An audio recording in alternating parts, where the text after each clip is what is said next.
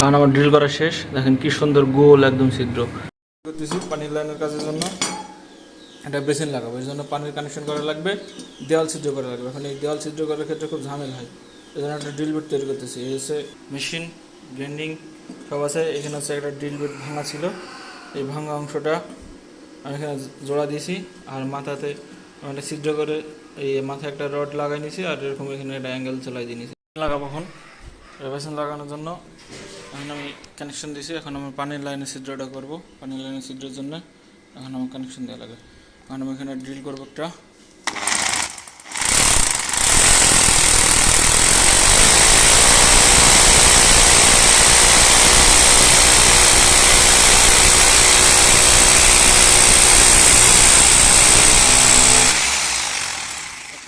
এখন আমার ড্রিল শেষ, এখন আমি এই ড্রিল বিটটা চেঞ্জ করে ফেলবো।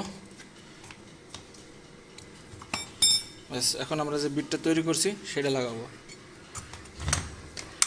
ওকে, এখন এই ছিদ্র বরাবর সেন্টারে এটা দিলাম। এখন আমরা ড্রিল মেশিন চালাই দেখবো যে কী অবস্থা হয়।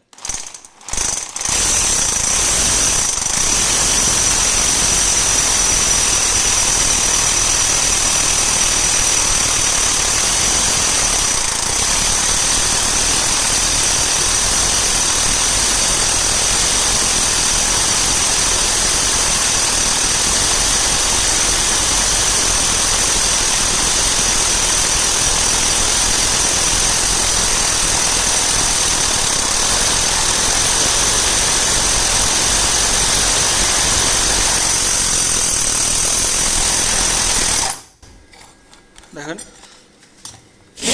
কি সুন্দর ছিদ্র হয়ে চলে যাচ্ছে, গোল একদম কোর ডিলের মতো। আমরা সম্পূর্ণটা ছিদ্র করি।